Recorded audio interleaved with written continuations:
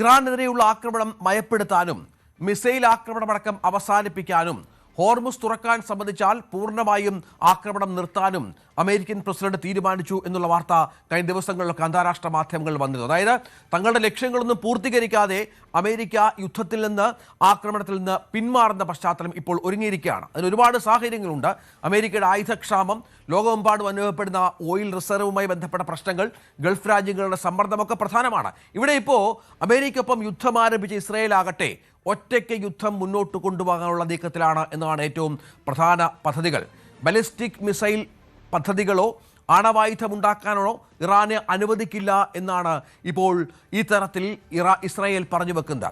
Blue and white operation എന്നുള്ള നിലയിലേക്ക് കാര്യങ്ങൾ എത്തുകയാണ്.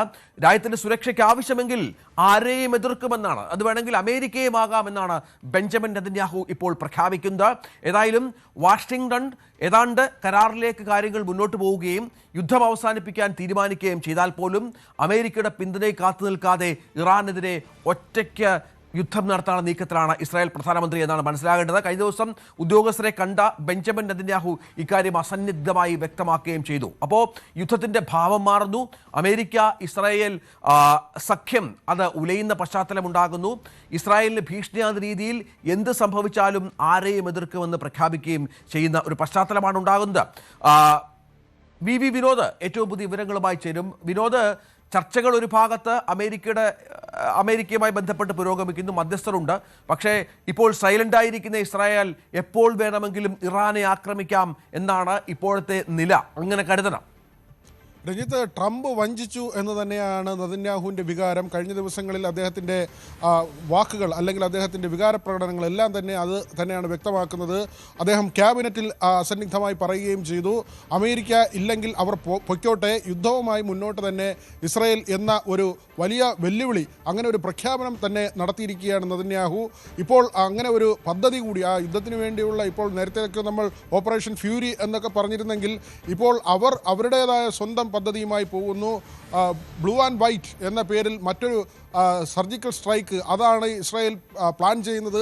ആ തരത്തിലുള്ള വിവരങ്ങളാണ് ഇപ്പോൾ പുറത്തു വരുന്നത്. ആയുധത്തിൻ്റെ കാര്യത്തിലാണെങ്കിൽ സ്വന്തം നിലയിൽ തന്നെ ഇപ്പോഴുള്ള ആയുധശേഷി വെച്ച് ഇറാനെ ആക്രമിച്ചില്ലാതാക്കുക എന്ന ഒരു നിലയിലേക്ക് പോകുന്നു.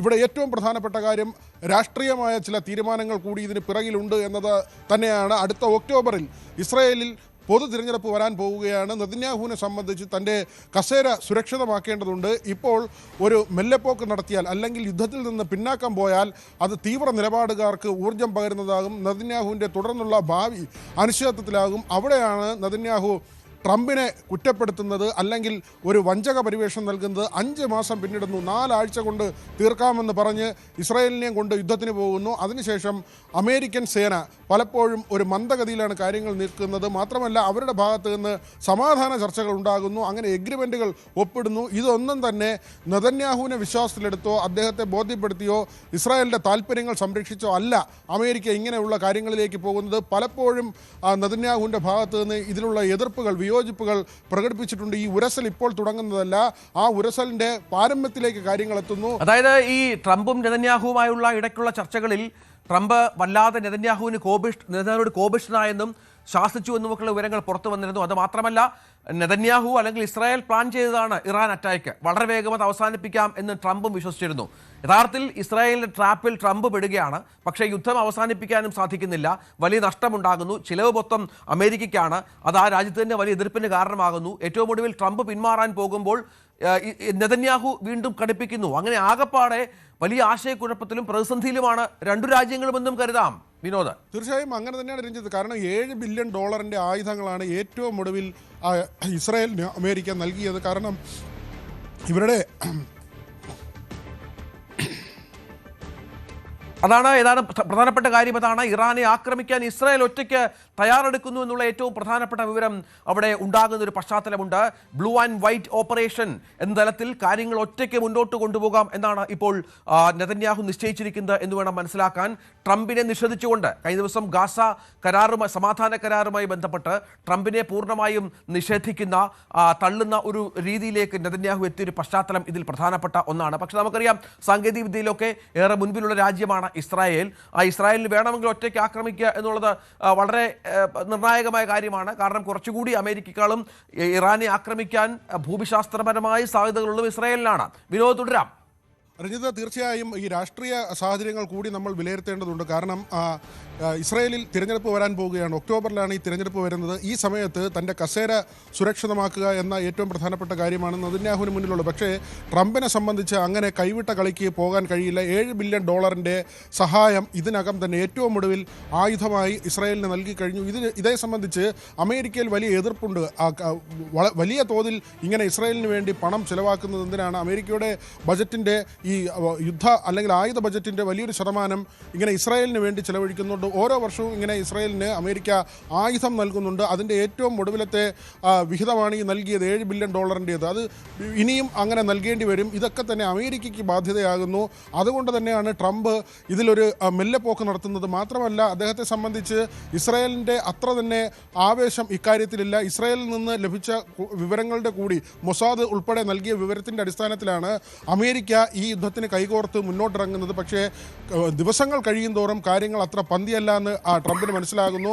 ആയുധ ശേഖരത്തിൽ വലിയ കുറവുണ്ടാകുന്നു. മിസൈലുകളുടെ എണ്ണത്തിൽ ഗണ്യമായ കുറവുണ്ടാകുന്നു. അവരുടെ F-35 വിമാനങ്ങൾ തന്നെ പലയിടങ്ങളിലായി തകർന്നു വീഴുന്ന സാഹചര്യമുണ്ടാകുന്നു. ഇതെല്ലാം തന്നെ അമേരിക്കയ്ക്ക് വേണ്ടി അമേരിക്ക നടത്തുന്ന ഒരു യുദ്ധമല്ല, അല്ലെങ്കിൽ അങ്ങനെ ഒരു വികാരമല്ല പൊതുവിൽ അമേരിക്കയിൽ നിലനിൽക്കുന്നത്.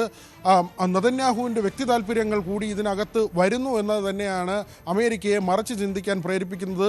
നെതന്യാഹു ആകട്ടെ വെല്ലുവിളിയുടെ സ്വരത്തിലാണ്. അതായത് അമേരിക്ക പോകുന്നെങ്കിൽ പൊക്കോട്ടെ, ഒറ്റയ്ക്ക് ഈ യുദ്ധവുമായി മുന്നോട്ട് പോകുമെന്ന് പറയുന്നു. ആരില്ലെങ്കിലും സ്വന്തം രാജ്യത്തിൻ്റെ സുരക്ഷിതത്വം ഉറപ്പുവരുത്താൻ താൻ ബാധ്യസ്ഥനാണ് എന്ന് പറയുമ്പോൾ ട്രംപിനോട് പൊയ്ക്കോളൂ എന്ന് തന്നെയാണ് പറഞ്ഞവസാനിപ്പിക്കുന്നത്.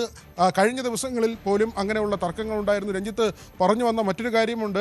നേരത്തെ തന്നെ ഈ സമാധാന കരാർ വരുന്ന സമയത്ത് ലെബനനിലേക്ക് ആക്രമണം ഉണ്ടാകരുത് എന്നതായിരുന്നു ഇറാൻ്റെ ഒരു പ്രധാനപ്പെട്ട ആവശ്യം. പക്ഷേ ഈ കരാറിൽ ഒപ്പുവെച്ച് ആ മഷി ഉണങ്ങുന്നതിന് മുൻപ് തന്നെ ലെബനനിലേക്ക് തുടരെ മിസൈൽ ആക്രമണം ഇസ്രായേലിൻ്റെ ഭാഗത്തു നിന്നുണ്ടായി. അവിടെ 35 ആളുകൾ 5 ദിവസങ്ങളിലായി കൊല്ലപ്പെട്ടു. അപ്പോൾ തന്നെ ട്രംപ് ടെലിഫോണിൽ നെതന്യാഹുവിനെ ബന്ധപ്പെട്ടതാണ് ഈ പോരാട്ടം തുടങ്ങിയ സമയത്ത് തന്നെ. എന്നിട്ട് ഭ്രാന്തൻ എന്നാണ് വിശേഷിപ്പിച്ചത്. ഈ തരത്തിൽ അന്താരാഷ്ട്ര മാധ്യമങ്ങൾ റിപ്പോർട്ട് ചെയ്തിരുന്നു. അതായത് ട്രംപ് നെതന്യാഹുവിനെ വിശേഷിപ്പിച്ചത്, നേരിട്ട് തന്നെ ഈ സംഭാഷണത്തിൽ വിശേഷിപ്പിച്ചത് താനൊരു ഭ്രാന്തനാണ് എന്ന വാക്കാണ്. അങ്ങനെയാണ് പിന്നീട് വാർത്തകൾ പുറത്തു വന്നത്. അതിനുശേഷം നെതന്യാഹു നേരിട്ട് അമേരിക്കയിലേക്ക് പോകുന്നു, ട്രംപുമായി കൂടിക്കാഴ്ച നടത്തുന്നു. അവിടെ ചില ഫോട്ടോ സെഷനിൽ നെതന്യാഹുവിനെ ഒഴിവാക്കുന്നതിന് വേണ്ടി ട്രംപ് അവിടെ ചില നീക്കങ്ങൾ നടത്തുന്നു. അതായത് ഒരുമിച്ച് ചിത്രമെടുക്കാൻ പോലും ട്രംപിന് താല്പര്യമില്ല എന്ന തരത്തിലുള്ള വിവരങ്ങൾ ആ ഘട്ടത്തിൽ പുറത്തു വന്നു. അങ്ങനെ ട്രംപും നെതന്യാഹുവും രണ്ട് വഴിക്ക് പോവുകയാണ്. ഇറാനെ സംബന്ധിച്ച് ആണെങ്കിൽ അവർക്ക് ഇപ്പോൾ സൈനിക ശേഷി കൂട്ടുന്ന ഒരു സാഹചര്യമുണ്ട്. നമുക്ക് തുടർന്നുള്ള വാർത്തകളിൽ അത് പരിശോധിക്കാം. തീർച്ചയായും അതാണ് പ്രധാനപ്പെട്ട